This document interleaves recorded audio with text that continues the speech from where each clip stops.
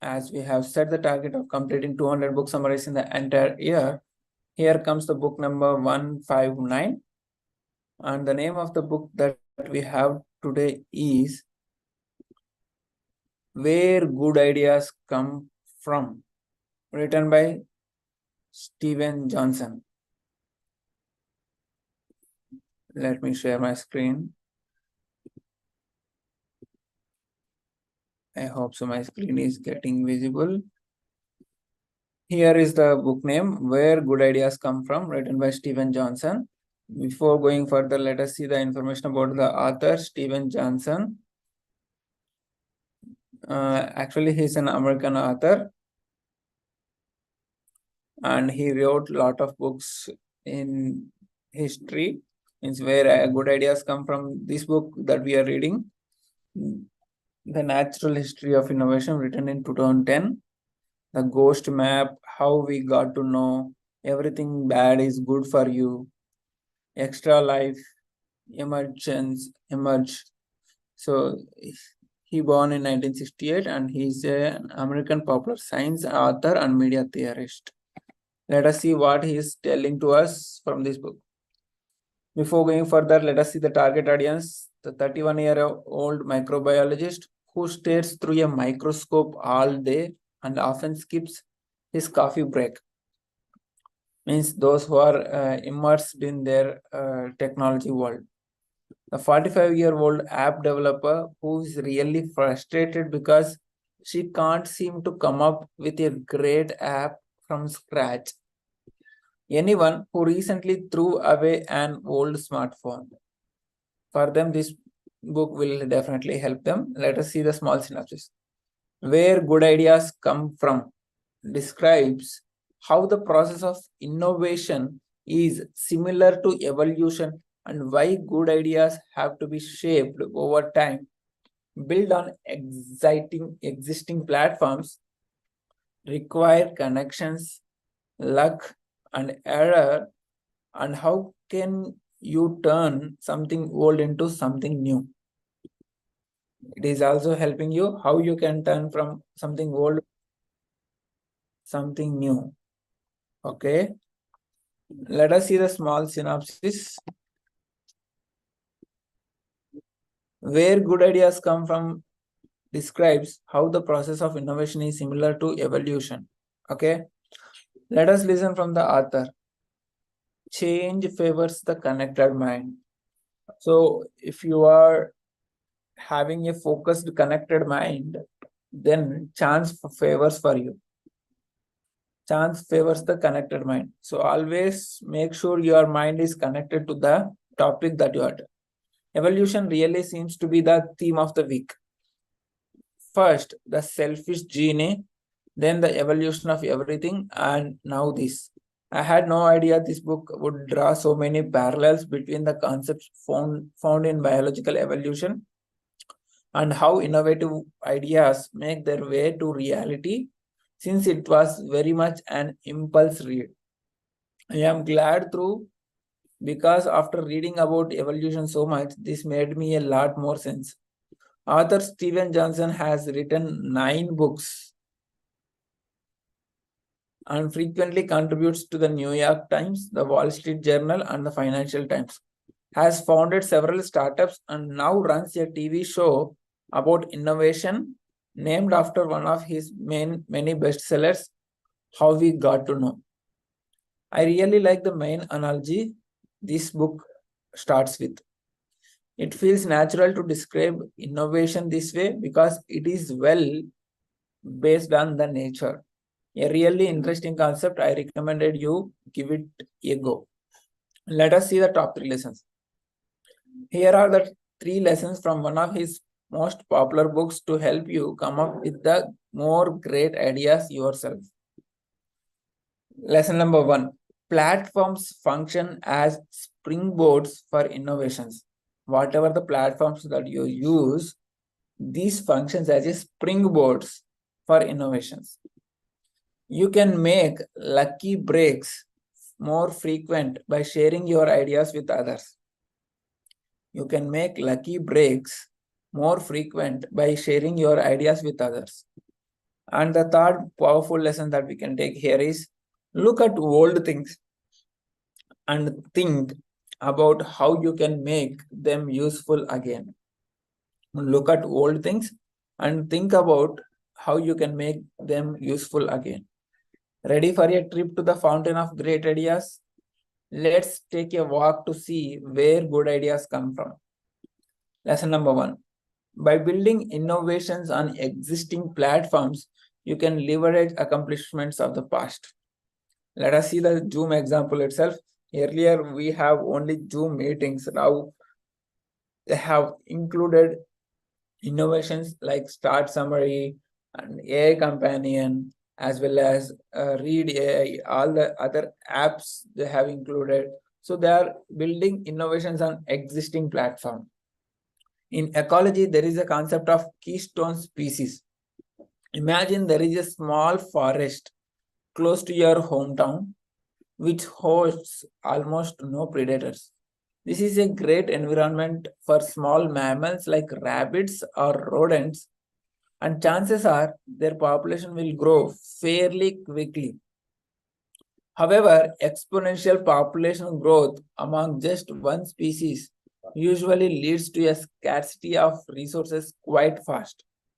If the rabbit eats all the plants, there will be soon be nothing left. If you dropped off just 3 wolves in the forest, they had take care of the problem by diminishing the rabbit population back to a healthy level, and the plants and other species can grow back, forming a more natural equilibrium of the forest ecosystem. In this case, the wolves would be the keystone species because they are the crucial importance to the well-being of the ecosystem as a whole.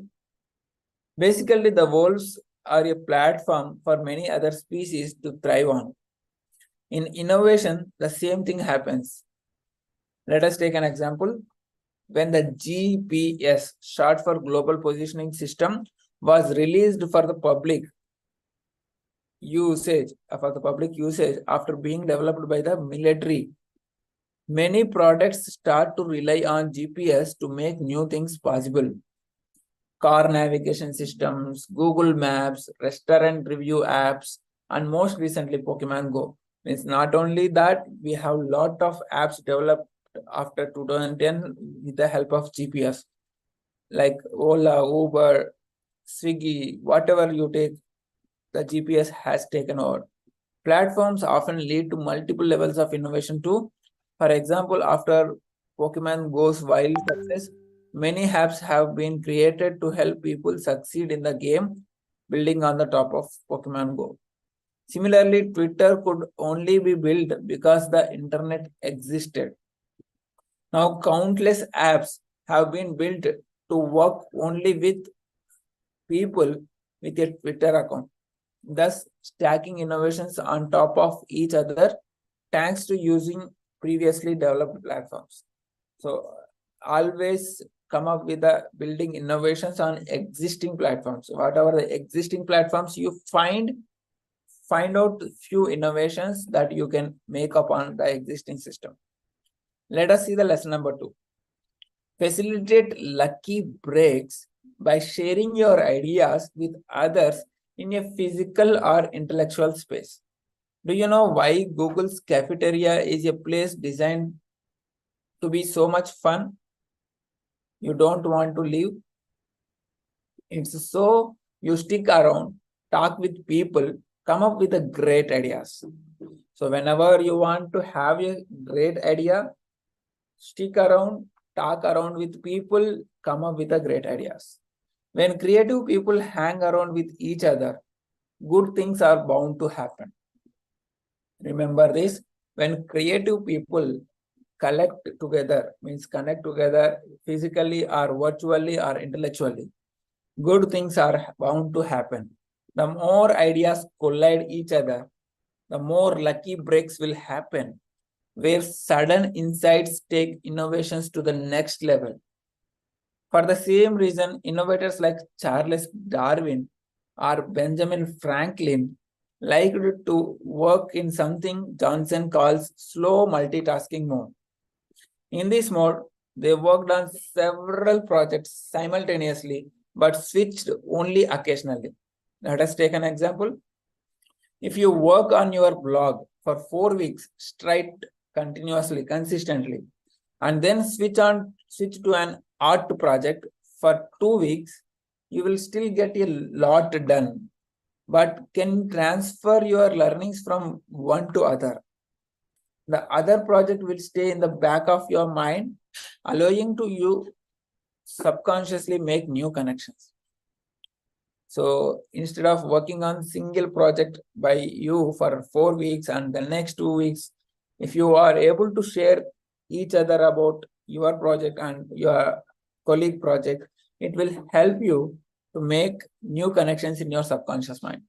But remember, just working on your ideas all by yourself all the time will eventually make you turn around in circles. So be sure to openly share your ideas with others frequently, and you will break through mental blocks much faster. So whenever you have idea, share with others, get opinions, and take wisely how you can get the lucky break. Let us move on to the lesson number 3. A great way to innovate is to take something old and tinker with it to see if you can make it useful again. Take something old, anything that you feel, and change something in that, make it some beautification over there, and make it useful. In biology, there is something called exaptation.